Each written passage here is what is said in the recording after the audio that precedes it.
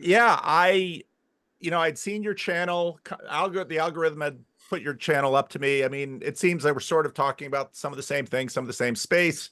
And then that clip from the longer video with Bret and Heather came up, and I watched it. It was like, oh, wow. We had just done a conference in Olympia, Washington. I don't know how much. Well, tell me first how much you know about what's going on around me and in this little corner. Do you know anything about that? I am coming in super cold. Please don't take offense that I know literally. No offense taken. Our goal has not been to be large and obvious. So, um, where to start? Have you seen any of my videos? I honestly, I saw the one conversation, and I've been meaning to dig in deeper because I actually loved all the things you were talking about, and I haven't had a chance to yet. So I was like, well, we're going to be talking on Thursday, and then I will add you into my media diet from there. What one conversation did you see? The one, no, the one where you analyze the Bret and Heather Oh, okay, just that one. Okay. conversation. So, well, I'll start. I It was 2017, and Jordan Peterson sort of came up on the radar screen. I don't know the first way that I saw him. I wasn't in any way a YouTuber or into even watching YouTube. I was making YouTube videos with a member of my church named Freddie. The Freddie and Paul show is now the longest series on my channel. If you want to look for the Freddie and Paul show, it's a little hard to find because the algorithm will steer you away because it's a fairly unwatchable show. But Freddie says to me one day, I want me and you to do a TV program. And so I said, why don't I just use my smartphone and put stuff up on YouTube? So I'd been doing that for a while. And then Jordan Peterson came on the scene, and I was reading comment sections, Reddits, these kinds of things about Jordan Peterson. And I was hearing people say things like, wow, this guy really makes me kind of want to know more about the Bible. And I sort of want to find a church. And I thought, wow, Yeah. I live in California. I live in Sacramento, California. And most of the time I've been watching people leave Christianity for sort of new age things or atheist things. And I began seeing people come back the other way. So I thought, this is important. So then I tried to, I had my little clergy circles. I tried to talk to my clergy friends about this, and some of them knew a little bit about it, especially if they were younger. Most of them were like, you're suggesting I watch 2 hour plus videos of this Canadian psychologist. Yeah, no, I have a job. I have a family. I have a church. I don't have time for this. Like, I'm telling you, he sounds like Kermit the Frog. He stacks a multi-layered, multi-dimensional thing and looks like he's conducting an exactly. orchestra that you can't see in the process. What, But trust me. what's wrong with that? Spend 10 hours of your week listening to Jordan Peterson like me. Yeah. I mean, I listened to the 20 hours of his lecture series that was recorded of his class on his book Maps of Meaning Yeah, like 5 years ago. So I know. I'm guilty as charged. Yep. So I had taken the Jordan Peterson plunge, and I wanted to talk about it with someone. And I thought, clergy really have to pay attention to this. This is important. I haven't seen anything like this in the broader culture during my ministry, my North American ministry. So I make a video just because I'd made videos with Freddie. I'd played around with videos a little bit. It was a terrible video. And then, like, I had 300 subscribers the next day. And it's like, Hmm. this is strange. And Yeah. then I thought, I'll make another video.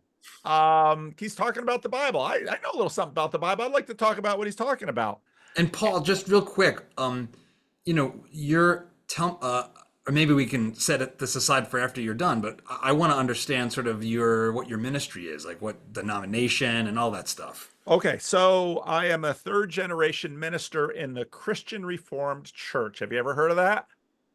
Okay, I'm that's fine. I'm profoundly ignorant on Christendom outside of my South Philly Italian Catholic zone. I know that, hey, Martin Luther, there's a couple of those. Calvin, there's a couple of those. That's kind of. Have you ever heard of Westminster Seminary in Philadelphia? Yeah, I have. Okay, Yeah. okay, they're cousins. Okay. So the Christian Reformed Church was founded in the 19th century of Dutch immigrants who really wanted to keep their culture and their religion from being contaminated by America, but they lived in America. Hmm. And so a lot of these, they already were sort of a split off group in the Netherlands, and they came to America to keep their language. And, they did sort of the immigrant thing, but a lot of them in Western Michigan, some in New Jersey, some Chicago, not many in Philly. They didn't settle in Philly. That's why you never heard of them. West Michigan is sort of the center of this.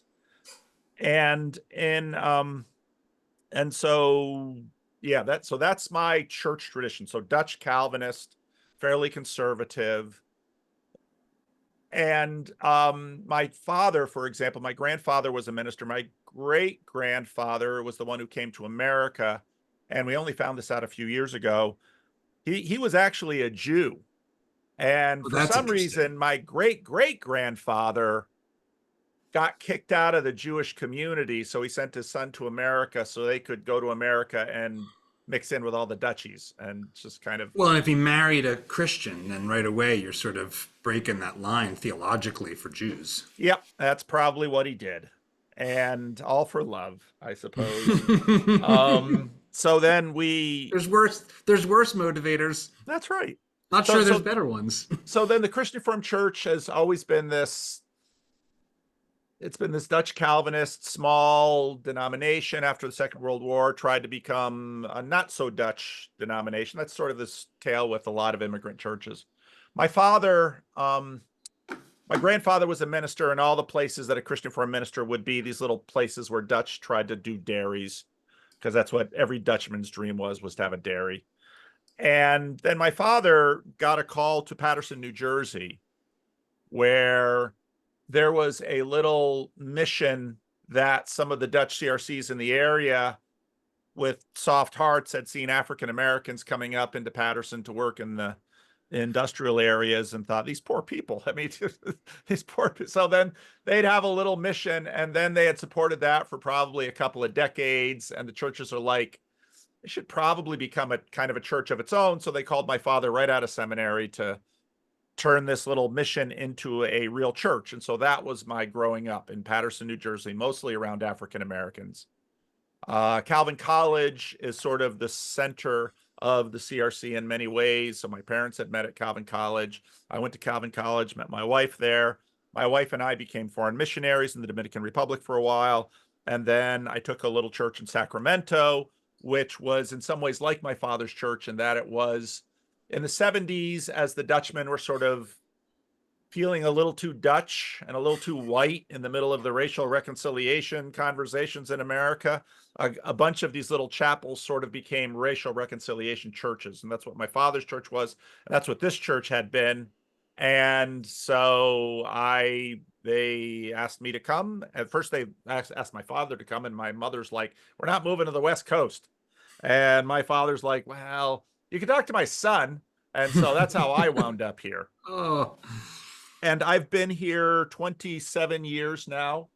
So the first 20 years doing absolutely nothing on YouTube, trying everything to help this little church not die of natural causes.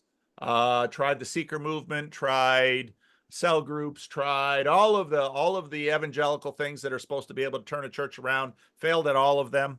And so the church has just sort of slowly been dying. Plus the fact the church should have been planted in a northern white suburb of Sacramento that would have given it its best shot. But the early missionaries were like, a lot of these black folks that are working for the state, they seem really hungry to have an alternative to the black church. And so, interesting. and then, so that was in the 60s when the church was planted. By the 80s, the neighborhood turned, and in California, tree or cities grow like trees, and that there's always a new ring out on the suburbs with newer houses and better stores. And so this neighborhood sort of got taken over by group homes when Reagan closed the state institutions. And so this has been an immigrant melting pot in that sense, not unlike Paterson where I grew up, except this has all of the Asian countries coming to it too. So you've got Hispanic, some white, African American, every mixture of Asian. So it's an incredibly complex, diverse community. And this little church at one point had a real heart for the disabled, which made sense because we had so many group homes around. So for most of my ministry, it was trying to help this little church and also just trying to be Christ-like to homeless and addicts and et cetera, et cetera, et cetera, which Yeah. doesn't actually create a formula for suburban hyper-growth mega churchdom, because people walk in the room and they see an unmedicated schizophrenic standing on the back wall looking kind of scary.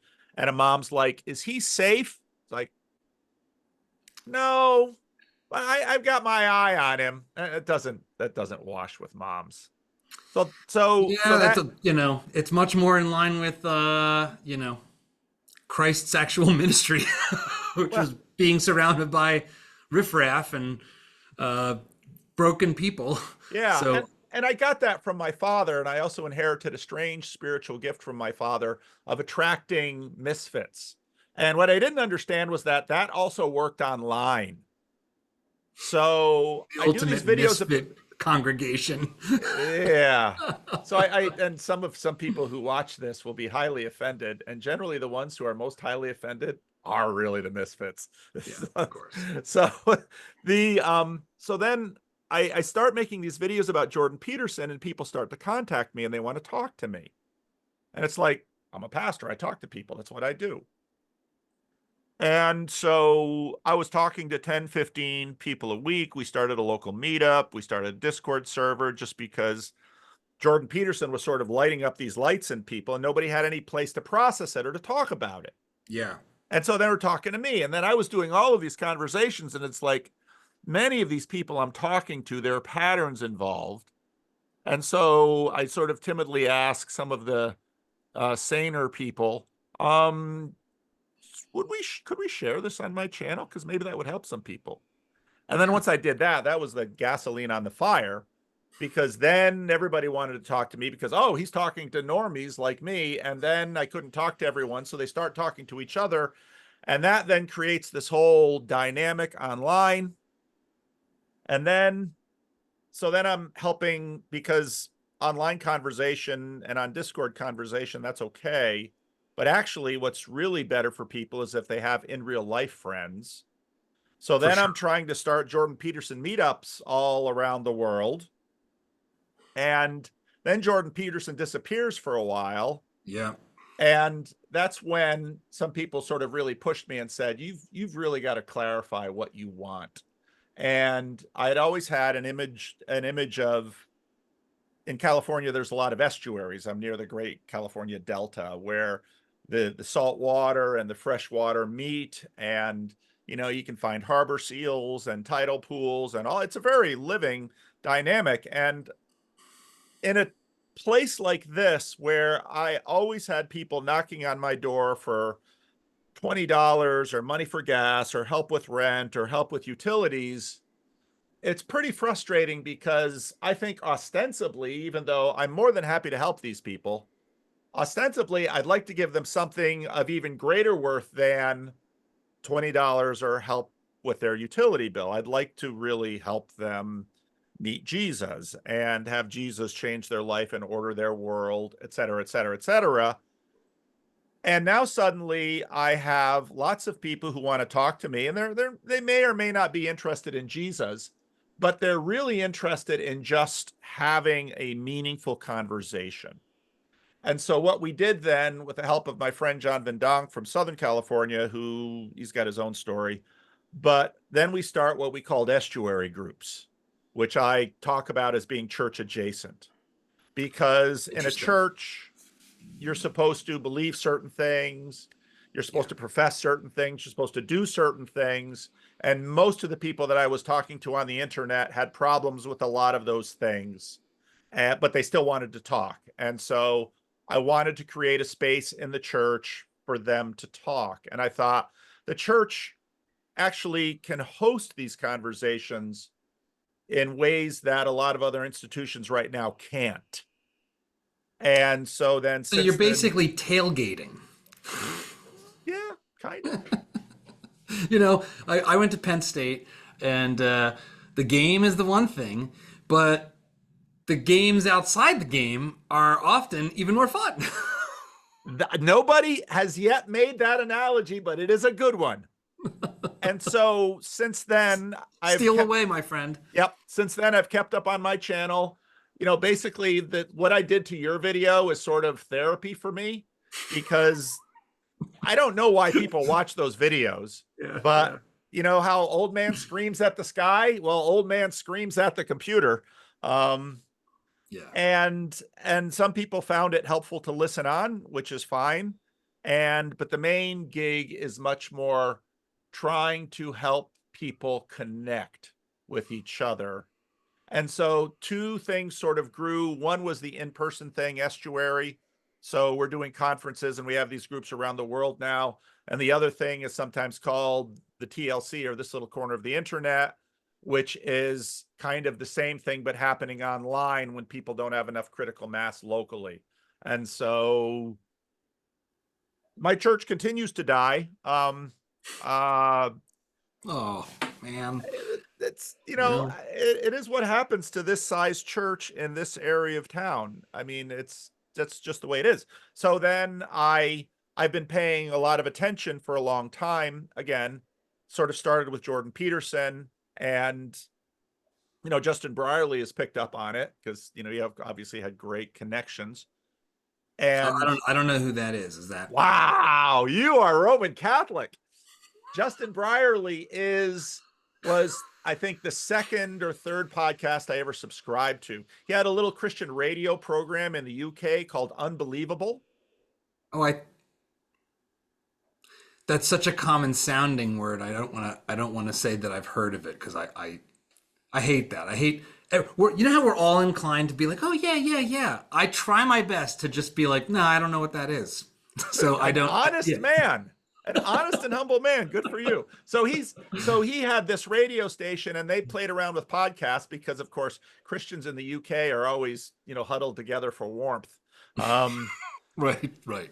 And so I was listening to that because he would have debates between Christians and atheists and Catholics and Protestants and Sounds Muslims. great.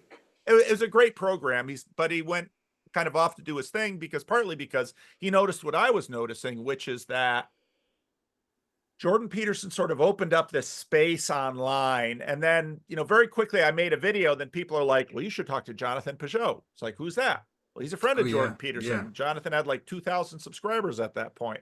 And so then John and I strike up a friendship. And then somebody's like, well, you should talk to John Vervaeke. Well, who's that? Well, he's another prof at U of T. And so then I started watching some of his videos, and then he contacted me. And so we become friends. So this thing has just sort of kept growing. And then, of course, Bret and Heather have been on my radar screen for a long time. And, I've got my own frustrations with Bret in terms of um, his frustrations with Dawkins are similar to my frustrations with Bret.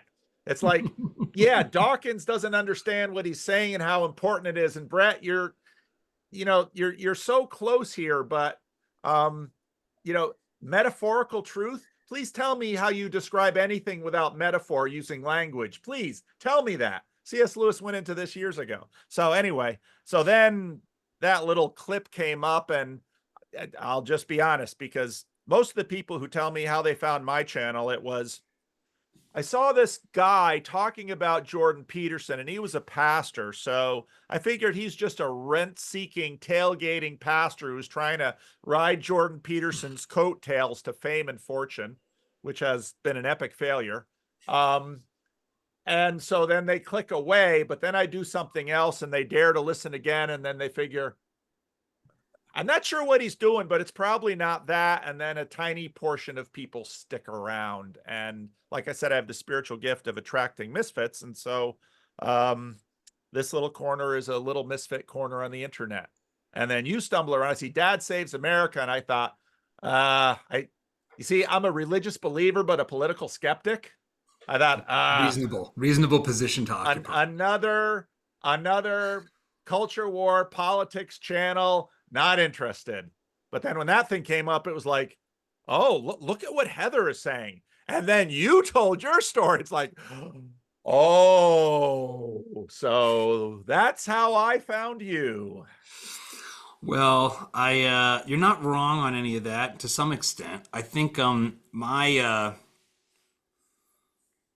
um I Jordan plays a similar role for me in that I began my like exploration of big ideas first in like free market libertarian land in the aftermath of the financial crisis. So I made these rap videos pitting John Maynard Keynes and Friedrich Hayek against each other.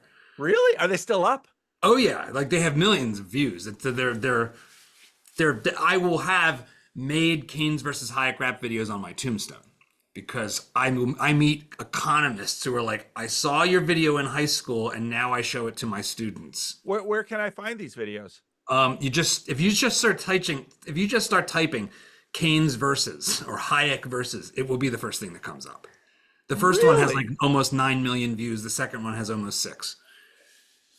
I have to, you won't know what I'm saying, but some people will. I'll have to tell Freddie about this because Freddie's a rapper that I do the Freddie and Paul show with. So maybe we can get him off whatever we sang Sunday morning and onto some highfalutin economist. But anyway, that's fascinating. So, well, and I have no formal training in economics, and I wasn't, and still not all that much of a rap guy. So it was more like writing a Dr. Seuss poem. Have you ever seen the movie Hustle and Flow by any chance? It's actually a great movie. It's sort of No. this little indie. Terrence Howard plays this pimp who becomes like a rapper, and you watch the process of him learning how to do it, and his like buddy that teaches music in the high school comes in and says, hey, this flow's pretty good, but you don't have a hook. You don't have a refrain. And he's like, well, how's that work? I had the exact same experience as I was Wait making here a this minute. I didn't realize I had to dress for this conversation.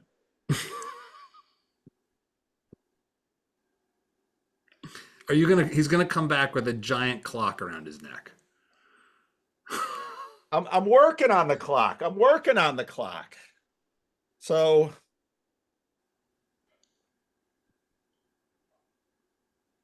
There we go. Now we're talking. all right, let's go. I'm ready for this. We're maximizing the middle-aged conversation tenor now to its fullest extent. So I make these videos while I am a creative director at Spike TV in New York City. So my background's actually in television, like like MTV, Nickelodeon, Spike TV. And I remember being on the set in Los Angeles shooting a promo for this new comedy, and all I could do was obsess about the YouTube stats because the video took off, which at the time, going viral enough to get noticed was like 100,000 views in the first 2 days. But it's bizarre. What happened with that video wouldn't happen today, even with rare exceptions. Like I was getting invited to go on CNBC and talk about the video. It was bizarre. It was above the fold at CNN.com, the video. It was completely crazy because it was, right place, right time. And so I quit my job at Spike, started a company called Emergent Order, made another of these videos that was released in 2011, moved to Austin, Texas, spent a decade working with like-minded organizations as clients and partners to produce essentially classical liberal educational content that's as fun and highly produced as I could make it. I did a documentary with Arthur Brooks called The Pursuit that was on Netflix. I did a kind of market adjacent project, my first feature film with my wife Lisa and John Mackey and Whole Foods called At the Fork about the morality of raising animals for food. I spent some great time in Marin County, actually. I can totally understand why tree hugging has a rightful place in Marin County because damn, it's a beautiful place. Northern California is a wonderful place. I mean, I get it. Yeah. I hear you. I see you. I understand you all. We should be stewards of the natural world. I'm on board. We should also drill, baby, drill, but that's another matter. Because I also love humans and I like reducing poverty, and those two things can all go together. It's called affordable, reliable energy. But So I'm doing this stuff, and then like a couple things all happen at the same time that give rise to Dad Saves America. So one is Jordan Peterson. He has a very similar effect on me that he has on you, I think, from maybe a different angle. Because my Catholicism is very much just an inherited thing, and I've always prayed with my son. We've got him baptized, but he didn't go to Catholic school, and so I got kind of lapsed on practice and on sacraments for my son, which we corrected for in the past 2 years, which I talk about in the clip with Bret and Heather. Jordan has a big impact. Jonathan Haidt has a huge impact. The Righteous Mind in particular. And then later in 2018 and 19, The Coddling of the American Mind. So you could say that in a lot of ways, what I'm trying to do with our show is synthesize and explore things through a couple of those lenses and my own experience and whatnot. But I come to feel increasingly worried that that there is a breakdown in what it means to be an adult and to be a moral actor and to explore what it means to be a moral actor and how to continually engage in that exploration in a way that's coherent and good. And if you can't have those things happening, if that's not what's happening in our culture, in our life, at the kind of scale that seems like is breaking down, how are we going to have a free society?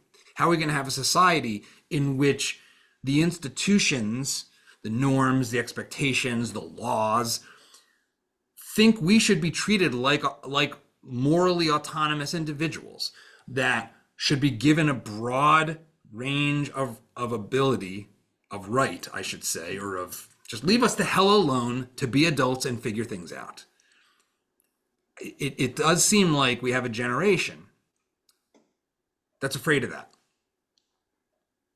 That's afraid that can't deal with the discomfort of life, that can't deal with the anxiety. And it's funny because my wife and I have been, we just finished binging The Chosen because this is how behind I am at 47 years old. I haven't watched it, so I'm even more behind. It's great. Keep going. I'm super into it. It was awesome. And I was expecting it to be some kind of lame evangelical bad taste nonsense, but it was fantastic. I love it. I'm totally into it. But in that, and I know it's interpretations, but it's Christ in the show speaks to the anxiety. To find peace in him is partly to find to escape anxiety, which is so powerful. It's wow, that's amazing. It's so present, it's so modern, it's so relevant.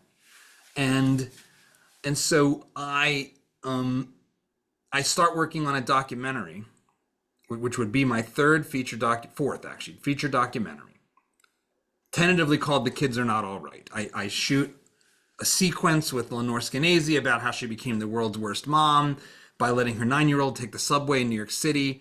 That ends up, and then I'm shooting interviews with Jonathan Haidt and a psychologist and Peter Gray, Free to Learn, and then I'm in New York City in March of 2020 shooting with Jonathan Haidt, and it's the COVID of it all is happening. It's holy cow, we're even gonna be able to get a plane and get home, oh my God. And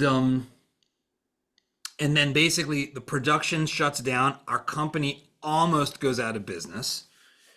And I basically take the summer of 2020 to take a step back and take a deep breath and say, what am I supposed to do next? And what comes out of that are a couple things. One is a completely new sort of successor nonprofit organization, Emergent Order Foundation, which I run, which I have founded. And its launch project is to take the raw material of that film and do something that I come to believe would be far more impactful over time, which is a YouTube channel, Dad Saves America. And the dad part is all thanks to my wife, because I start building a new team and we're brainstorming what's the angle here and how do we think about this, and she comes in and she's like, first of all, the most important thing in your whole life is your relationship with your son and being a father, and it is the thing that's at the center of your whole reality. So that's what this should be about. That this shouldn't be about all of parenting and blah blah blah.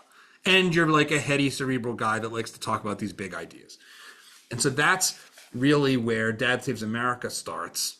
And then in the past year, after spending like 2 years interviewing like celebrities and making like films that go on Tribeca Film Festival and stuff, I was on the Today Show last summer.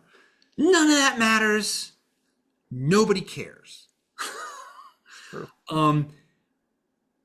Like we decide as a team, and I come to grips with this uncomfortably, that like I should embrace that I'm the dad trying to save America, not literally, but as a matter of what is it that we're doing here?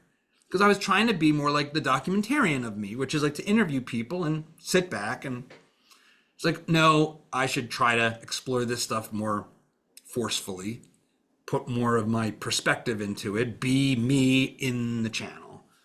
And that's when things start to work. Interesting. And that's when people start to come and start to show up. And so we had 20,000 subscribers this time last year, and we're about to cross 200,000. And that's in large measure because of increased frequency of publishing, which feed the beast of YouTube, but also just, I think, taking on harder subjects, taking on faith, taking on trans, taking on the issues of the day. But I try not to do this like super narrow politics stuff that's just like partisan. I'm fairly politically homeless. I'm definitely right of center, but so like I've never voted for a Democrat my whole life. I'm not going to pretend that I'm just a pox on both their houses. It's like, no, I'm not for communism. I think abortion is murder. So there's a bunch of stuff that's like pretty hard line, places me on a clear place in the spectrum.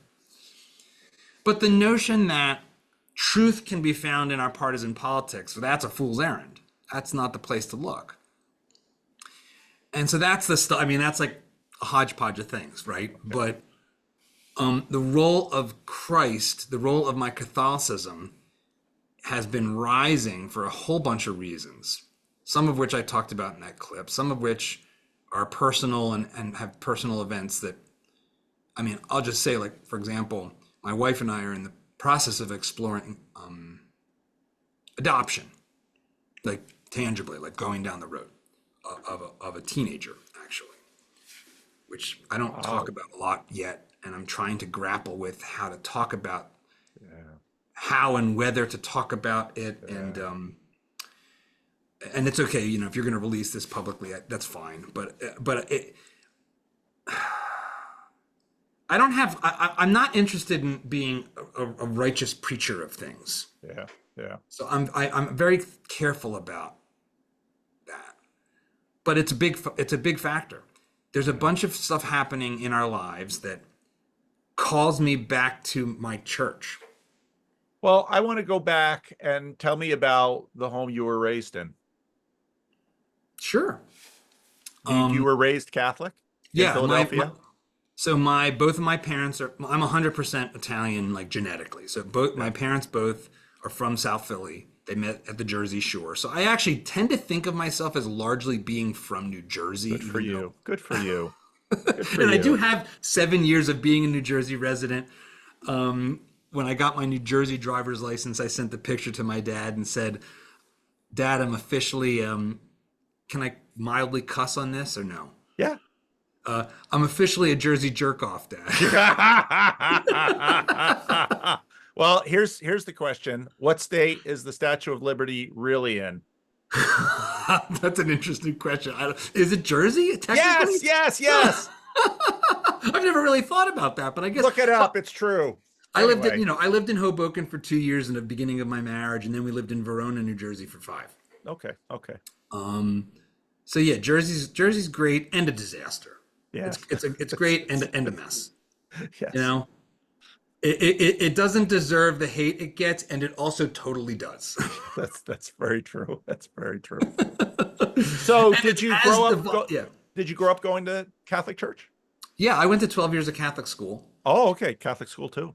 Yeah, and my parents are not super practicing, but my dad is a super conservative guy. So it's a kind of like classic sort of Italian American posture. Like, no, we're Italian, we're Italian, we're Catholic, that's it. It's not that it's like, no, it's the church. It's like, what's the church say? That's it. That's the thing. Like, So how did that, when did you stop going to church?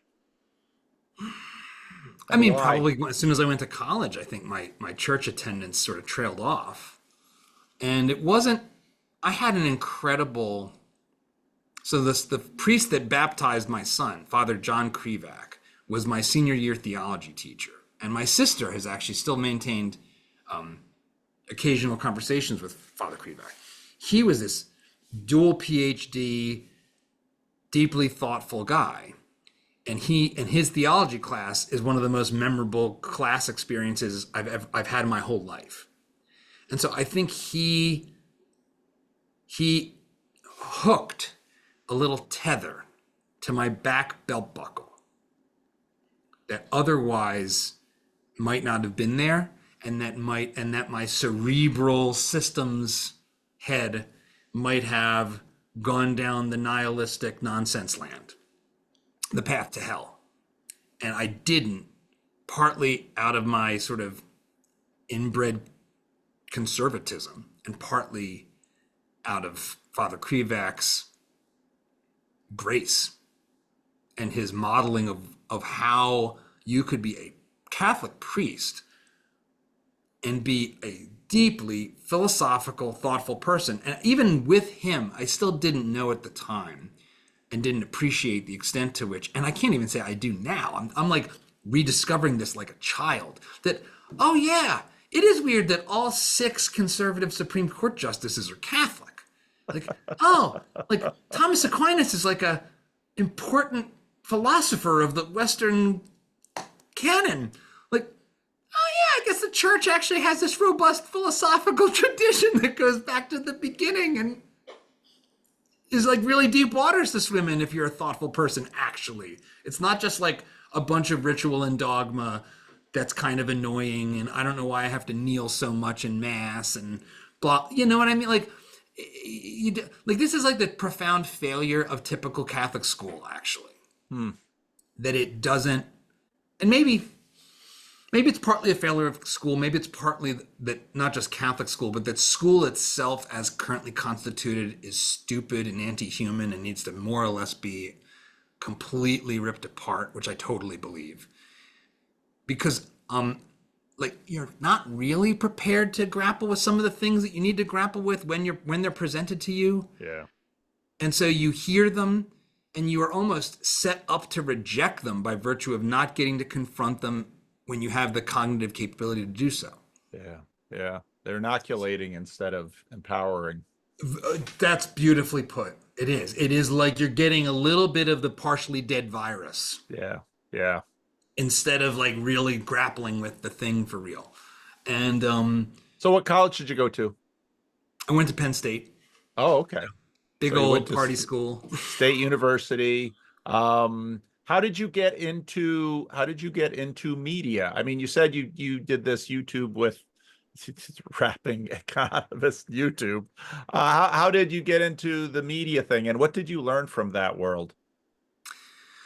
Well, let's see. So I started off in computer science because I'm a systems guy and I was good at math. Quickly switched to film because I was making videos since I was in 8th grade. Oh, So that's interesting. my earliest career vision was to be a Disney animator because I can draw and I loved drawing Disney cartoons and then when my dad got a video camera, I just fell in love with the ability to actually make the videos because when you're drawing, like now you can do it, but like in 1992, if you wanted to be an animator, the closest you're going to get is the side of your copybook making a flip book, right?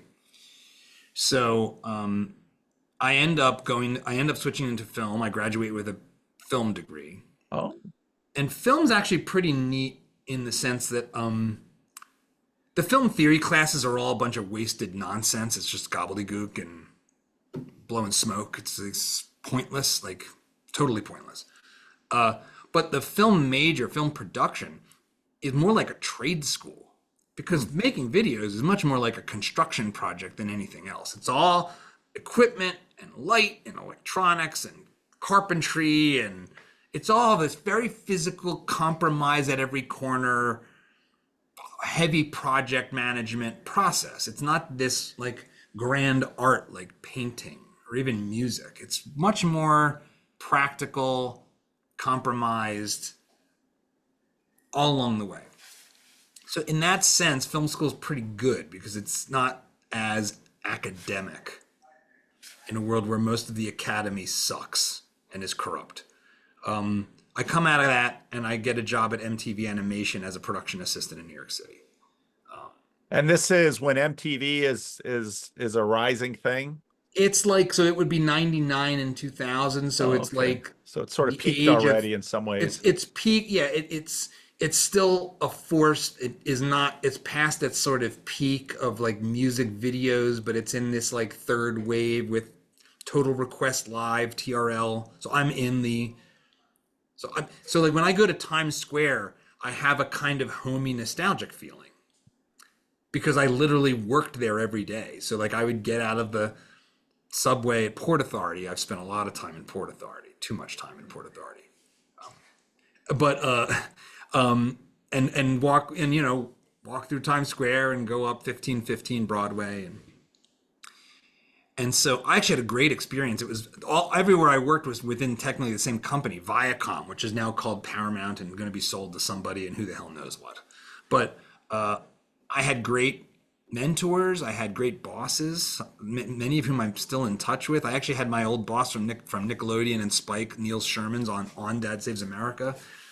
So even in spite of me being like a retrograde right winger, if you get to be friends first, Right. then there's some people who will still be friends with you even when your politics are out of vogue. Right. The good right. people, the cowards will be like, I can't talk to you anymore. But if you're over, You don't 40, want to talk to them anyway. They're yeah, cowards. if you're over 40, you'll be fine. So yeah, that was my early career up until the rap videos sort of changed everything. So why? I mean, was it just sort of where did you get this idea? And I mean, YouTube was probably fairly newish then, so it's sort of like, why not? Go ahead, see what happens. Was that it, or? What it is my son is born in 2005, and like I said earlier about like being a dad, his birth is utterly transformational to me. In fact, for the first 6 months, my work, which up to that point had been like I was a careerist. It was like, I have my passion. I'm doing what I want to do. I want to be the next Steven Spielberg.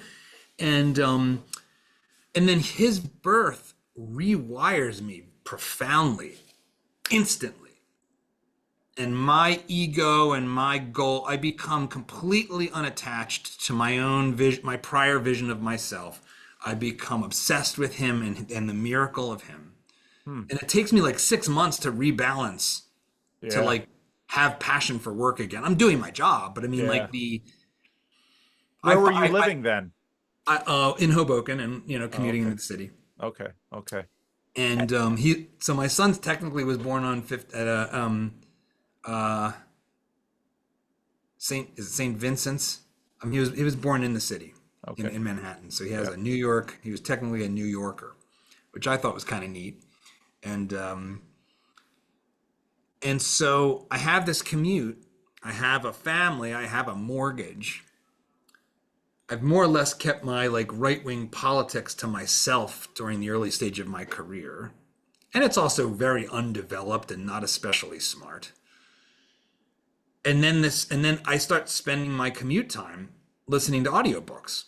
So I start off with like American history, like David McCullough's John Adams and Ben Franklin, and I'm like realizing, wow, I really care about this. I actually like learning about history. Like, I hated history in school, but this is really neat.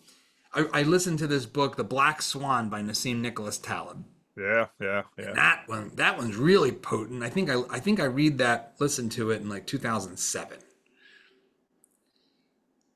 Or maybe it was during the financial crisis. I can't remember exactly. But the financial crisis starts to reveal itself, right? Starting in 2007 and then really exploding in 2008 and 9. And and the other piece of the puzzle here is, I get enamored with Ron Paul. Ron Paul, we're on, it's the 2008 election Yeah, cycle, yeah. and Ron Paul is up there saying things like 9/11 is partly a result of blowback from the CIA, because we're over there, and Rudy Giuliani, and I'm a New Yorker at this point, or kind of, and he's sort of radical, and he's talking about this stuff that nobody's talking about, the Fed and about interest rates, and then, and maybe he's a broken clock that's right twice a day, but everything exactly the way he was talking about it starts to fall apart in ways that align with what he was saying and sound like the exact opposite of what everyone else is saying.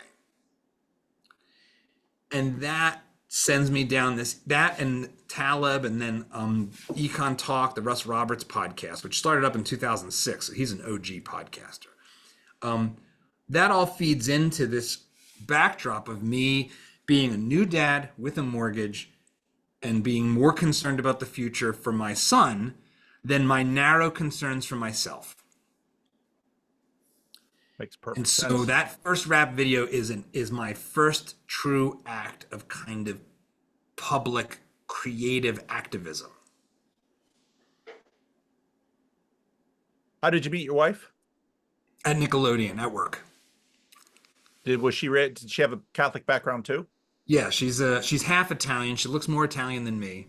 Raised Catholic, a little more New Agey, at least at first. Even still, although she's on a similar journey of getting super pumped about being Catholic and going to mass and stuff now, which has come at a great time because my son has gone off to college, and we have it is as if, gosh, I don't like to say this way because it sounds like, I'll say it, but don't take it as being righteous or something.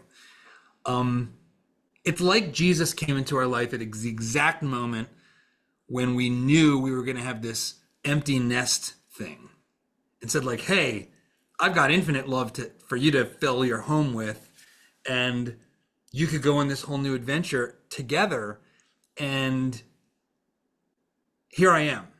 Why would that be strange? That's the perfect time. That's the absolute perfect time because your son comes into your life and suddenly you realize that you weren't made to just be a mindless, self-centered drone in America, that you were made to be a vessel for, I don't know if you saw Jordan Peterson, John Vervaeke's last talk on Jordan's channel. Not yet, not yet. I'm made gonna to watch be it. a vessel for God's agapic love to flow through you to your son, to make your son into an image bearer of God that can reflect God's glory. And now your son goes off to college, and you rightly realize that you can't be, well, you did the work with Height. Height was very much a precursor for a lot of the Jordan Peterson stuff.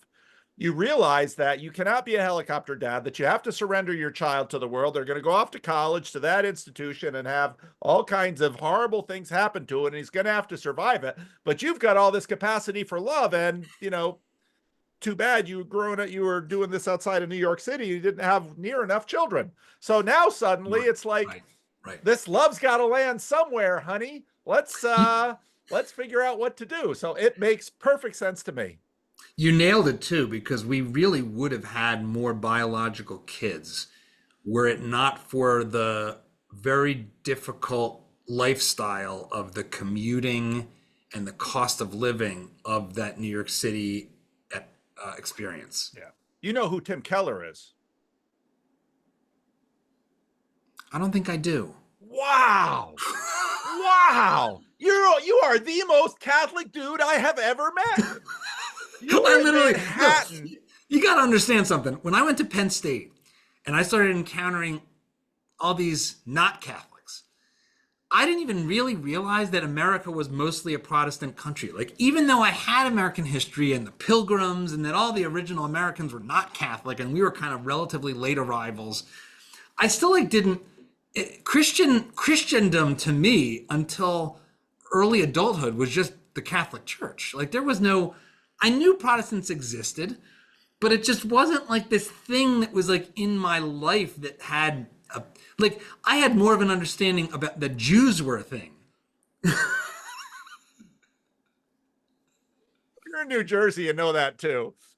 Because when I was growing up, there was the Dutchies, and I knew them because I was a part of them. But of course, there were the blacks, and they were, all around me because I was, very much in a black community. And of course, there were the Jews, and of course, northern New Jersey was very segmented and ghettoed. Oh yeah, and everybody had. But of course, the Italians. I mean, the Italians were a major, major deal in northern New Jersey and oh Patterson. yeah. Did you ever visit Patterson, New Jersey? I'm sure I've driven through it. I know. I mean, I know about of Patterson. Did you ever see the falls? I don't think I have, actually. I don't think I have. You must be a very focused person, because all this stuff is, you're living in New York City. You got to remember something. My commute, which was only 18 miles, took 4 friggin' hours a day. I completely understand that. I totally get that. I would walk down the street, like the last year of which I would drop my son off at Our Lady of the Lake Catholic for kindergarten. I'd get like a sandwich at DePaulo's, talk politics with him, like an old school sort of like Union Democrat type, and then I'd get on the DeCamp bus into Port Authority and then take the E train. I mean, this was my life. Like, it was 20 hours a week. Like, I didn't have time for shit. Except audiobooks. I had time for Yeah, that. that's right. Which was a good thing.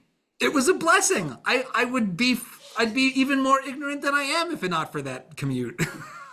So talk to me about how and why you got out of what, Viacom turned, that whole machine.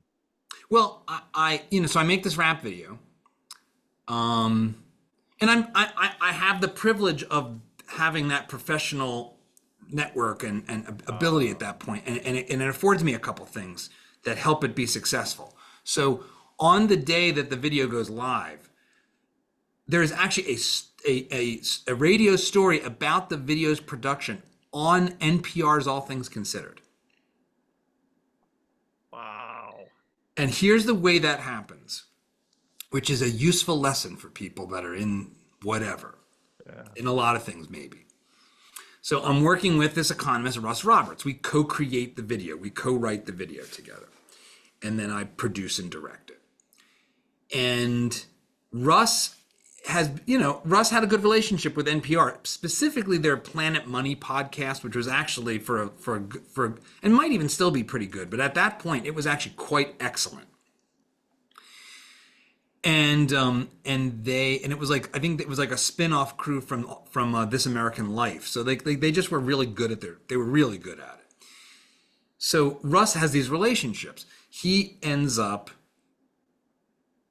coming in to be interviewed about the rap video because it's a weird, funky thing, and they like Russ. So they interview him, and while he's being interviewed about the rap video, that the pop star Kesha is in the studio. And so the part of the story is them playing some of our rap song for Kesha. And her response is, that's really good raps. That's really good. So like this, so it's in Planet Money episode, but then a portion of it gets clipped and get put for like 12 million listeners on All Things Considered. NPR, like, what is it? WNYC? I forget. Like, but the public radio in New York City. Yep. So that's neat. And we also get featured on PBS because they're doing a thing about Keynes and the rise of Keynes because of stimulus and all this nonsense. And they reach out to Russ to be interviewed, and then he puts the producer, in touch with me, and I'm a producer, so I know, like, oh, tell you what, you should just come to our recording session. In fact, I will have it filmed. Now and then I'll give you the footage. Because if there's one thing that's true is you can get a lot done if you do other people's jobs for them. And I know producers are busy, and especially if you're on the news, that's a grind. We had already recorded the song, so there was no recording session taking place. I staged a new recording session and had my buddy Chris film it, and then I cut some stuff and gave it to them so that they had material to make this package more interesting. So there's a bunch of little stuff like that. When the video comes out and sort of pops, it starts getting shown in college, I think it was Twitter at the time. There starts being images of it being used in college classrooms, like the day after its release. And then I start getting all these messages from people. I mean, I'll show you one thing. I keep this in my backpack, first of all, because I run a nonprofit, so I've got to always raise money. And what better way to raise money than this? This is a copy of a book report, if you could call it that, by a 9-year-old who watched my rap video about macroeconomics, sent to me by their parent, who is obviously like a like-minded free market type guy, showed his kid the thing. So how can I go back to promoting celebrity deathmatch type of stuff and UFC and whatnot and the Guy's Choice Awards when this video is like impacting people's lives? So it totally transforms what I think it means to do good with my things I like to do with my skills. And then I start getting actually like invited to go give talks about economics. It's like I've literally, the only econ class I've had my whole life was Mr. Ramella's class in high school. He was the football coach. The class was done. But here's one other thing. And yet I was asked to write a foreword to a republishing of this book of Friedrich Hayek, A Tiger by the Tail. So like I actually have this whole... Oh my goodness. Oh my goodness. I'm not trying to brag with this. It's completely ridiculous. It's completely ridiculous. And I'm overly verbose, which anyone that watches the show knows already. And so it's way too long. But anyway. So that's it. So it's like... So it's like that. How can I not wait a second? I can actually do creative stuff and still be super technical and make production value really high, which I love to do, and have it be actually exploring ideas that I think actually matter instead of like frivolous junk food. I got to do that, and I've been doing it ever since. Good for you. That's to me about your opinions on YouTube and transformation. Now, I think in some ways, a la Jonathan Haidt, my favorite book of his is actually The Happiness Hypothesis, because after I had read The Righteous Mind, I thought, this guy's written other things. So I went back and I read The Happiness Hypothesis, which I thought was I really liked that book. I need to read that. I actually haven't read The Happiness Hypothesis. But it's, part of the reason when I hit 2,000 subscribers, I thought seriously about just stopping doing this, because I watch myself watch videos, and on one hand, I know that they are forming me. That would be undeniable, but it's always also the fact that I don't know what else is being formed in me by them. Mm-hmm. The stuff below the waterline. What are some, and so, part of the reason I stayed with this is that, and part of the reason at least maybe this is just a cope, I don't know, but part of the reason I sort of glorify him doing it badly is because, I mean, on one hand, Jordan Peterson is an inspiration, and on another hand, he's a cautionary tale. Yeah, I think that's definitely true, although I would not want to make leaps about his life that I don't have access to. No, absolutely, absolutely. But part of the reason I thought about shutting it down was, I have a family, I have a ministry, I have a church, and I don't want this hurting that. Well, so my response to that, without hearing what the hurt is that you're thinking might happen, would be this. To the extent I'm good at this new phase, which is to be like on camera, which is weird, and like doing Dad Saves America, I thought a lot about, I continue to think about, like, what does it mean to preserve yourself and stay a good person and not turn into a narcissist?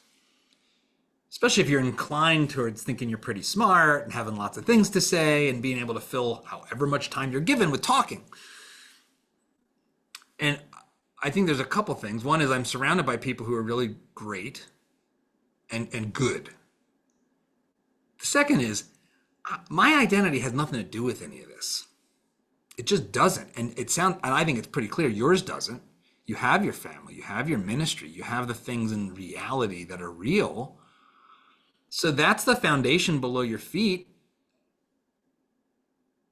So that's it. Just make sure you take your shoes off and let those toes touch that firm ground and know it's there, and know that, like, that's reality.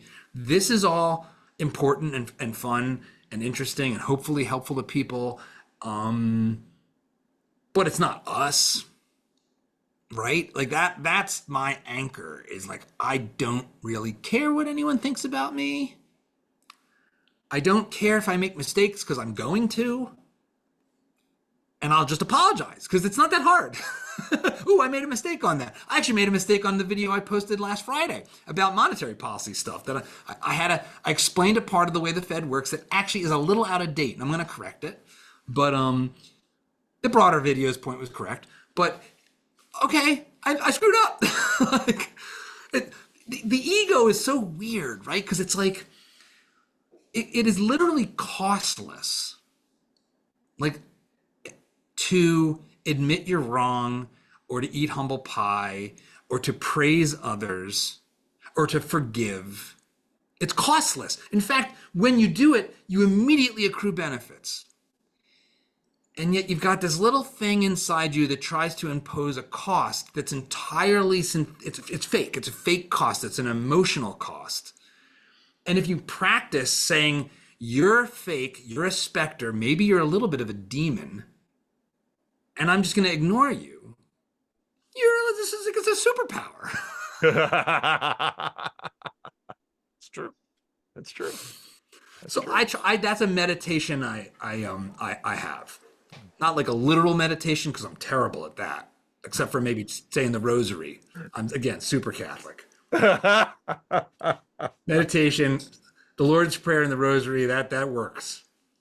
Sitting there trying to repeat some random word as a mantra, I don't know what the hell this is. My monkey brain takes over. So now 6 months ago in YouTube land, there was sort of this, I mean, these things come around every so, people are quitting YouTube, and people are quitting YouTube because basically they were creative, they liked making stuff, and then they made stuff, and then pretty quickly they realized in order to grow they had to make a small business. But you came into this from the business side of content creation, so that's not news to you. Whereas for many YouTubers, once they get to a point, because I see this with pastors get into the job and they're like, I love people, I love caring for people, I love the Bible, I love preaching, I love doing all this stuff.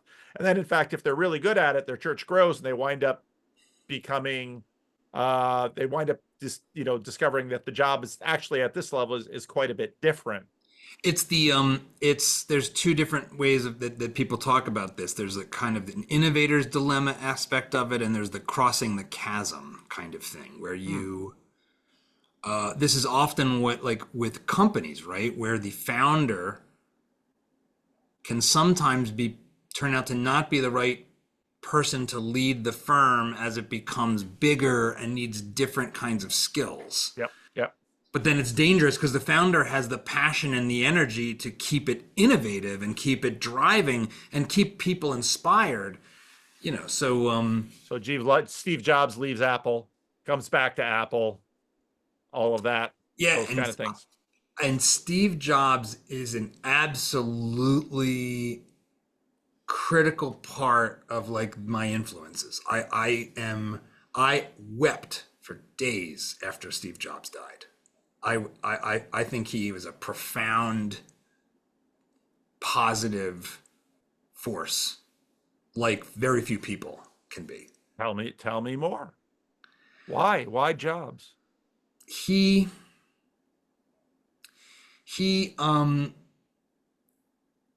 I deeply resonated with his obsession with craftsmanship and with beauty.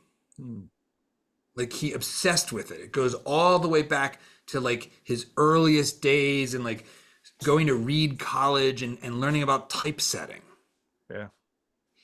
And so that he cared what the internals of the original Macintosh looked like, something no one will ever see.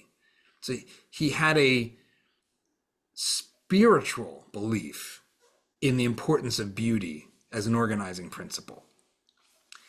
And that helped him understand the world in ways that were profound for the business, but I think profound, period. For example, maybe this is a quote from someone else, but he said, design is not how something looks, it's how it works.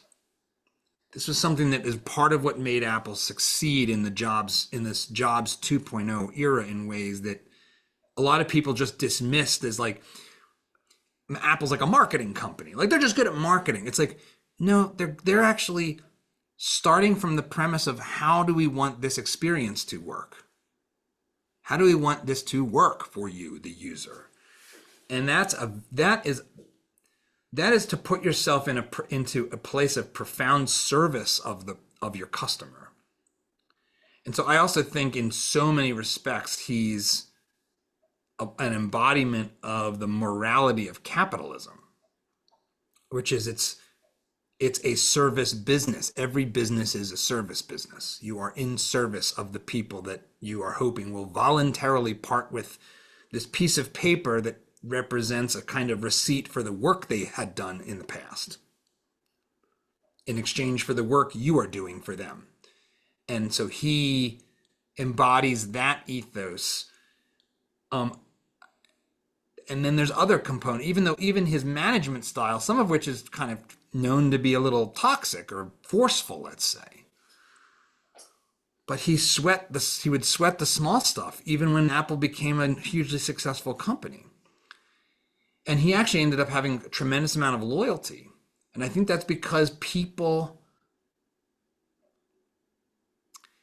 if you are able to lead with the pursuit of excellence, I think it is an opportunity to turn work into something more.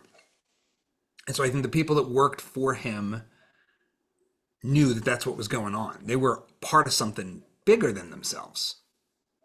And all of that, I haven't talked about this in a while, so it's interesting to kind of recount these things. That's not an exhaustive thing, but it's like they're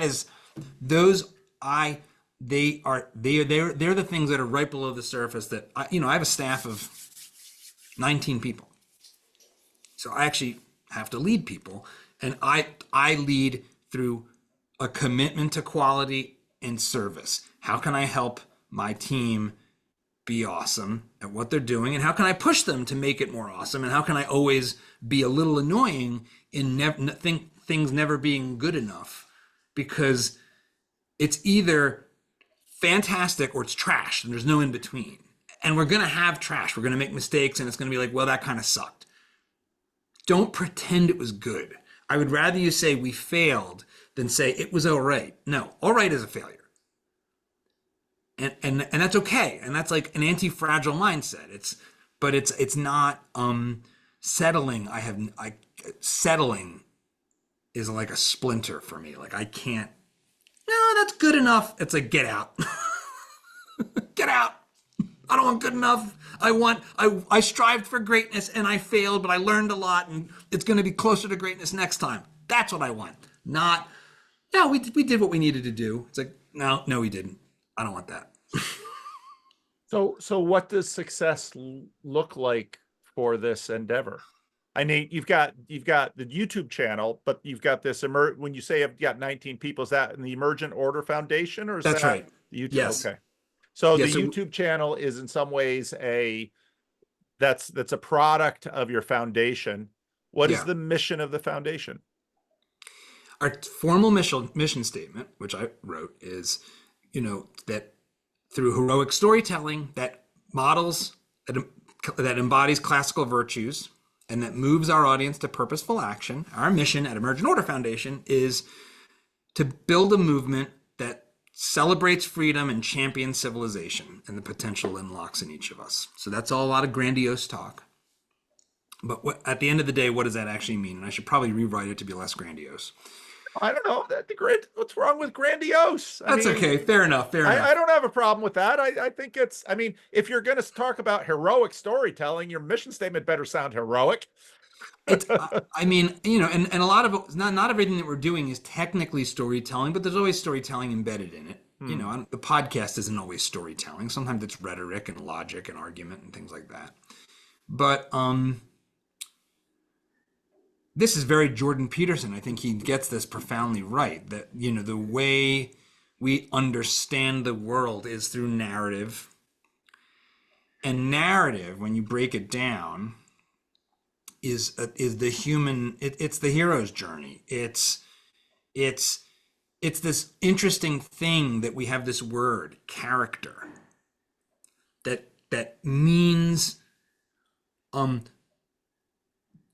what kind of person you are on one hand, and in a storytelling context, it just means the actor in the journey. So, the protagonist is a character, and whether or not they're the protagonist depends on their character, and that those are actually two different things that are embodied in the same word. And so I think that is a kind of at the center of the things that we try to do at the most basic abstract level. In practice, we're constantly trying to create new polished Jobsian videos, Jobsian in their obsession about look and feel and quality, that explore virtue and good ideas and unlock people's potential. That's about faith. That's about freedom. That's about there's a political element to that by way of the ways that our institutions and rules of the game can either point us towards virtue and towards goodness or away from it and incentivize bad stuff that is self-destructive. And that's it. That's the game. It's a big sandbox. We tend to focus on with our work. So we're actually going to be doing more rap battles. We're the channel right now. When you search like Keynes versus Hayek, you'll find the YouTube channel that has them. We are in the process of rebranding it to be called Radical Discourse. So we've actually got the next rap battle is in the can, and it's about immigration, open borders versus restricted immigration. When we release it, I think it will be the most fair and comprehensive debate rap battle about immigration on the internet. I would 100%. But I think you'll have that market cornered right from the start. I dare anyone to enter it. Yes. Certainly in the rap battle context, but given the quality of discourse in our country, even minus the rap battle, we might still be on top. And I'll be honest, like I'm far more pro-immigration than I think is average for the right of center. I am very off-put and worried about the rhetoric around immigration in America and Europe. I think Europe faces more. Europe's challenges are different than the U.S. Yeah. Partly because of the extent to which its immigration is from Islamic countries who have a fundamentally different Yeah. culture and religious perception of what the role of the state is. And I think it's, and I'm not trying to like bash Islam per se, but they got a different perspective on how things are supposed to work. And I happen to think it's wrong. Yeah. In America, frankly, I'd like to set up a kind of permanent trading program between Mexico and most college graduates. If we could do a permanent trade, I'll take two Mexican immigrants for every one gender studies major, and I think America would be on a better course. Oh, poor Mexico. Look what they're getting. I know, right? They might learn some things in Mexico, though. It's that would be the ultimate destabilizing program for Mexico ever conceived. They build a wall. It's like, if you like the commie you just elected, wait till you get a load of what's coming next after we send all these people your way. Man. Oh, I know you had limited time, so I want to be sensitive to that. I've got more time than I thought, actually. So you can Okay. you can exploit my time as much as you'd like. Oh, okay. Well, I've gotten a sense of you, and that was helpful, and I've gotten a sense of your channel, and that's helpful. Um, anything you want to know from me yet? Or I mean, because part of what happened on my channel is I started doing these conversations with people, and I'd start with their youth, and I'd, wind up where they found Jordan Peterson and what that meant, and so on and so forth. And then people began saying, well, you're just talking to randos on the internet. And so then these became randos conversations. So, but you're not quite a rando because you've got some status and some visibility. Well, But I was curious. You used a term that I found kind of interesting in your commentary, watching the clip.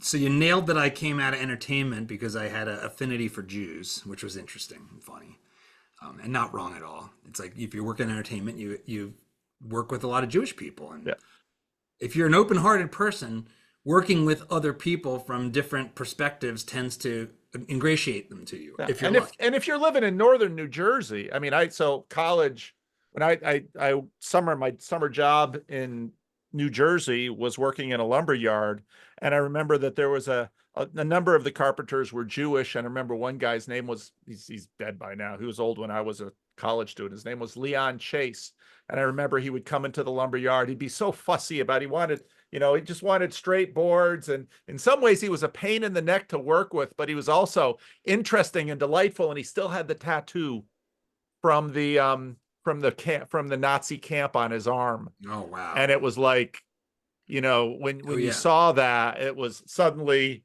everything became very real.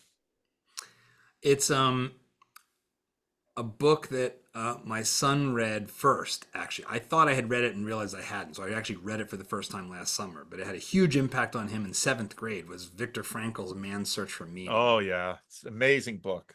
And I've referenced it in some of my video essays because I think it's got profound. I think it is one of the books of our moment that everyone needs to read. Yeah. That happiness is not something to be pursued, but it's something that ensues as part of the pursuit of meaning, as part of the discovery of how you can be of service to others. Yeah. And I think that it's just great. It's just a great thing.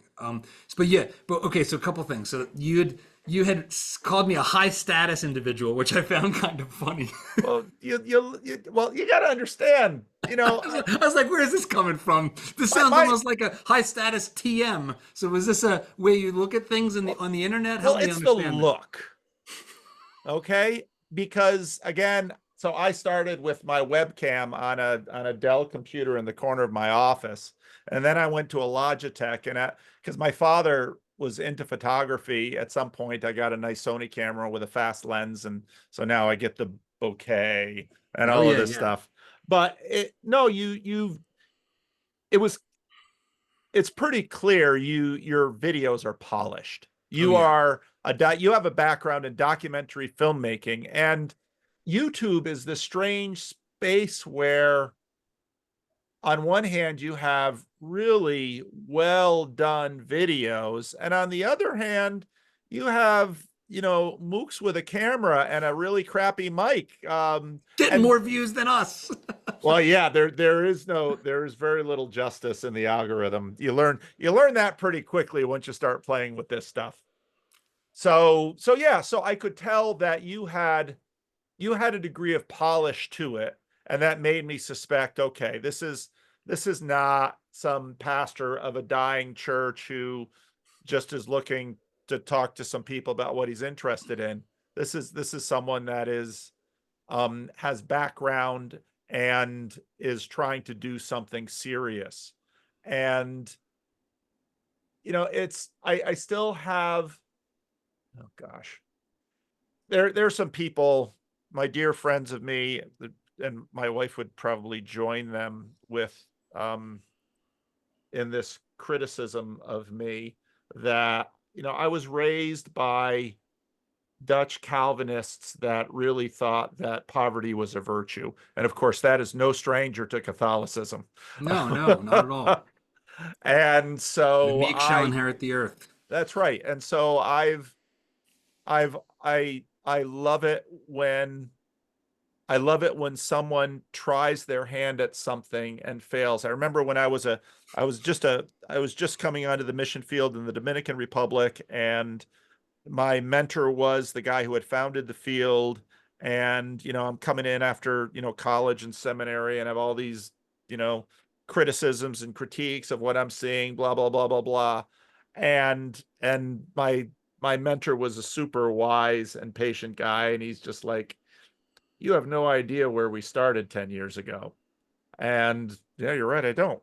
And then I'd see us just trying things, and he says, sometimes there's virtue in trying something badly, because that's the only way you can try. And I thought, Oh yeah, yeah, there's a lot of that too. So no, I yeah. I could just see from your videos that this isn't, the quality is there. The quality is Well, there. And what you told me about Steve Jobs, I mean, you yeah. are going to produce quality stuff, and there's It's virtue a in that. very it's a very I appreciate that, and it is an interesting thing where it is a it's not always even necessary, and yet I can't not like every like the amount of times I will be like, we need to shift the color a little towards magenta for the skin tone on the B camera.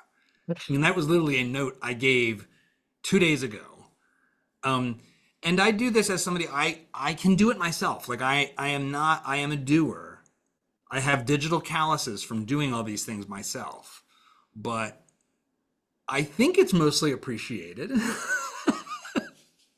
I don't Whether it's want to appreciated or acknowledged by the audience is to be determined. But I don't want to knock it, because like I said, there is virtue to it, and it does it does afford people sort of a below the waterline sense of what we're doing here is serious. But part of what we're dealing with in our culture is we also have this culture of authenticity, which is also not an unmitigated good, where and YouTube, to me, I mean, part of my journey onto this has been try to get my mind around what on earth is YouTube. Because I was the other day, I was walking around wondering, I'd seen a video where basically YouTube just keeps growing, whereas Netflix, Amazon Prime.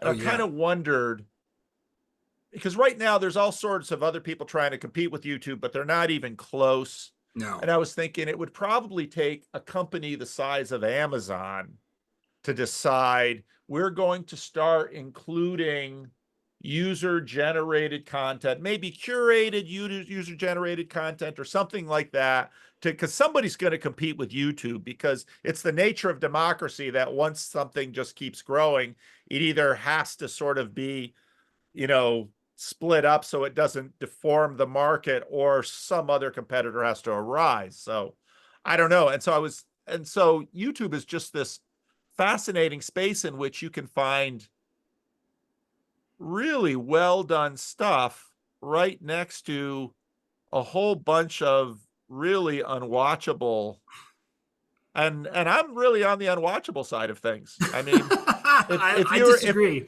well, if you and I would disagree. sit down, well, you haven't seen all of my channel, my friend. Um, I know if you and I were to sit down, I'd say, John, I really want to grow my YouTube channel. The first thing you would say is cut the Freddie and Paul show. Because after you've watched the algorithm for a while and get a sense of, I put out a video sometimes and it's like, this is going to tank my algorithm. This is going to tank my analytics this week. I know it is, but dang it. Freddie says, put it up. So up it goes. And it is unwatchable. It is unwatchable, but I love it. I part of me, and I'm sure this is some deformity in me, but part of me loves the unwatchable. And maybe that's just my ministerial heart. Well, gosh, there's actually a lot there. I think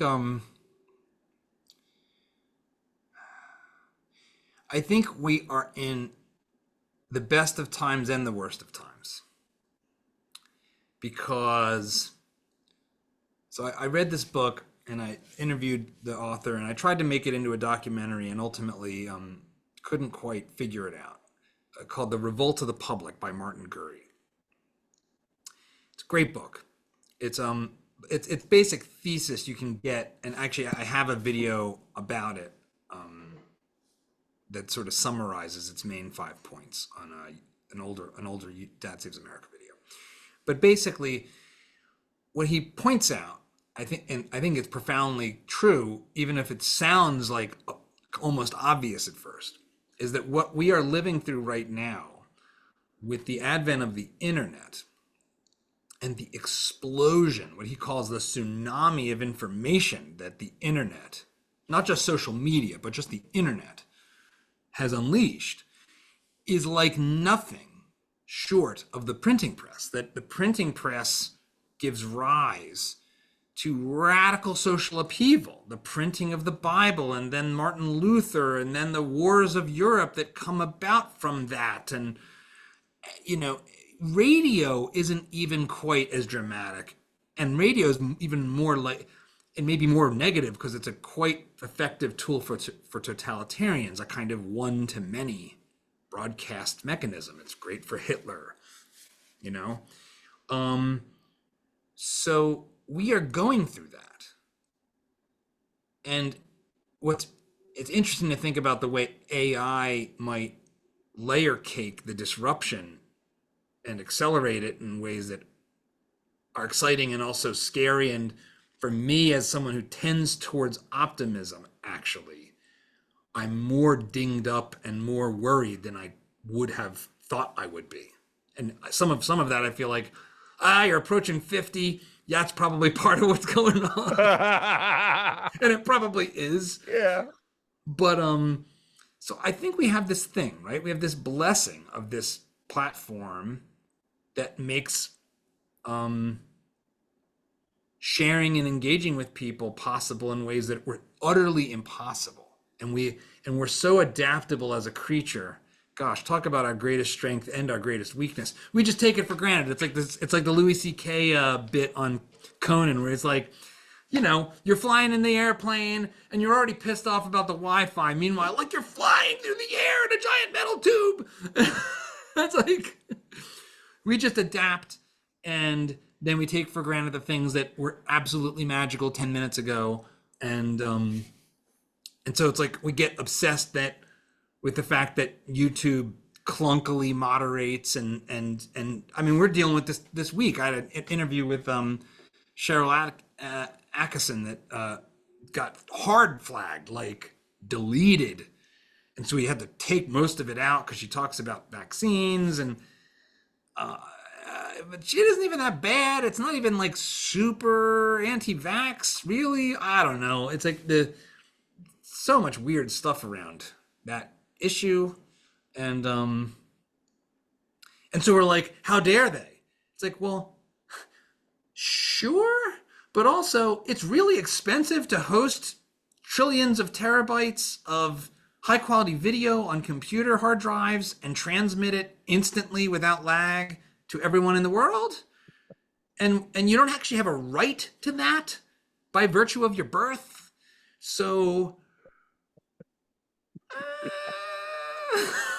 How dare you say that? YouTube is a right. you're censoring me. It's lately it's so funny for me. I was just listening to Benjamin Boyce talk to Konstantin Kisin about the woke right, and it's like, yeah, so often I hear the people on the right too. It's like, didn't didn't the didn't the woke just make that exact same argument? Now suddenly YouTube is a right, and all your free market enterprise that just goes out the window, and they give you a copyright strike. Right. I mean, and look, it is more complicated than that. And I'm actually gonna like literally after when we're done talking, I'm gonna go get lunch, and then I'm gonna actually record my Friday video that I've been doing for a while, little semi off the cuff essay about this issue. It is complicated because it's like, well, the FTC is trying to break up Google, so the government is functionally the mafia. It is hey, you got a nice business. Be the same if something would have happened to it here, it'd be all right. I got a list of people that maybe you should try to take care of, and that way Vinny over here won't break your stuff. Like so it is more complicated than just like it's private servers, it's free enterprise. It's way more complicated than that. Right. But even so, in the aggregate, we are living in a much freer information landscape than Walter Cronkite and that's the way it is. Like we are. Yep. And to think we're not is kind of missing the forest for the trees. That's not even really an answer to what you brought up. I agree. It's well again. Other than to say, put up what you want. Some of it'll work, some of it won't. Who the hell knows? Yeah. And why not try? I mean, that's what people will come to me and say, well, what should I do? It's I want to get involved. I want to just do something. Just try something. And yeah, it might be crap, and nobody might watch it, but who cares? Just try it, because we just had this conference, and Karen Wong, who is in our little corner, she told this great story about this art book she read, where this great teacher of pottery tells a story where he would divide his class into two, and the assignment for one half of the class was make the best pot you can, and to the other side of the class was make as many pots as you can. You'll be graded on how much you can actually get done. Oh, interesting. And he asked, guess which side always made the best pot? And it was there is a point at which quantity can become quality. The problem, of course, is that you've got so much stuff to wade through until you get there. So it is interesting because I think, and this is again maybe to bring it full circle, all this plenty, all this opportunity doesn't seem to change the fact that the human animal is pretty much the same human animal as walking around at the time of Christ. Yeah. And the biggest challenge to my worldview has been trying to confront the fact that we as a society, as an American body politic, as a society, seem to have genuinely declining happiness and well-being. Not materially. People like to say that. I don't think that's true. I mean, yes, the unemployed guys who are playing Call of Duty and getting hooked on opioids, I kind of go tough love, go drive a truck that'll pay you $100,000 to drive a truck and shut the hell up. But also, I feel for them because they probably don't have a father telling them that, and a whole bunch of other problems that are broken. And my heart goes out to the people who are broken. My heart goes, I don't look at the person begging and get upset. My heart bleeds for them. And I've done a bunch of work around homelessness, actually. You mentioned that, part of your ministry has been about that. And we've done, I did a film actually about like the Bay Area called Beyond Homeless with the Independent Institute out of Oakland about the homelessness crisis and about some of the ways to try to solve it, which involve intense interaction and intervention into their lives to do it. It's not just throw money at them. It's not just put them in a $750,000 apartment where they'll do drugs safely. It's about like loving them, and that is hard, and love is hard. So I think that that's the part that has brought me back to faith more than anything else, is to see the limits of material well-being for human emotional, cognitive, and spiritual well-being. To see the richest country in the world suffer from a declining mortality, a declining lifespan because of deaths of despair.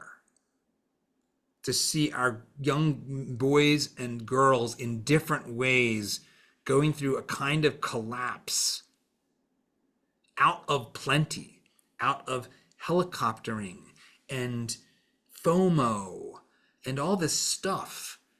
And I look at all that, and call me old-fashioned, or I don't know what you want to call me Catholic, but I'm like, you know what's actually a pretty awesome answer to this?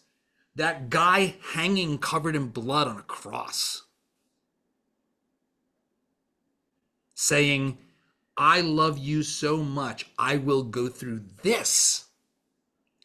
And I will show you that life can be worth living even when you go through something like this. And most of you it'll never get this bad. But that, like, and I didn't say that in that interview with Bret and Heather, because my own thinking about this continues to make a kind of progress, if you will. But that is the heart of my faith, and that has actually been there for a longer time than even my renewal that's taking place right now. That sense, a kind of almost Buddhist like, no, suffering is a big part of the deal. And I like the crucifix. I like the cross. I think the message there is profound and necessary. It's why I let my son go out and play and come home covered in his own blood every day. It's the same lesson. Yep. Like, we can't tech our way out of that. We can't transhuman our way out of that. We can't singularity our way out of that. No effing way. Not going to happen. No chance. Yep. I agree. Well, I think that saves America. I do. That's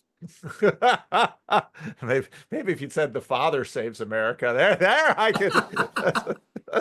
Well, let's just America. Pretend we can pretend that that's in there, right? Okay. And increasingly, it's not pretending.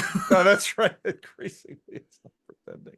That is the more colloquial way to say it. That's right. Well, it's Jesus, Abba, Daddy. Yeah. It's there. So, wow. Well, this has been great, John. It's been great getting to know you. I don't know. Again, I'm gonna send this to you, and you can look at it and decide. You can share it, you cannot share it. I can take out stuff, whatever you want. You can, if you think this is worth anything for your audience on your channel, you have my permission to let her rip. Have you heard anything I said about my standards? I mean, you are the Steve Jobs. I am the dude in the back alley that's gone through the dumpster and said, this is pretty close to expiration date. Let's put it on the shelf. So I got to warn you, that's what you're dealing with here. So hey, you got beautiful bokeh. Yeah, it's looking good. It's looking good. You're lit. So it could be worse. That's a complete accident. This is track lighting put in the 1970s, and the office has not probably been painted since then. So yeah. But I got books. We didn't know we were crossing paths at ARC. I hope our paths cross in the physical world sooner than later, my friend. Yeah, where are you in Southern California? I'm in Austin, Texas, actually. Oh, Austin, Texas. Okay. I never get to Texas. Maybe that'll change. If we do I have to give you another warning.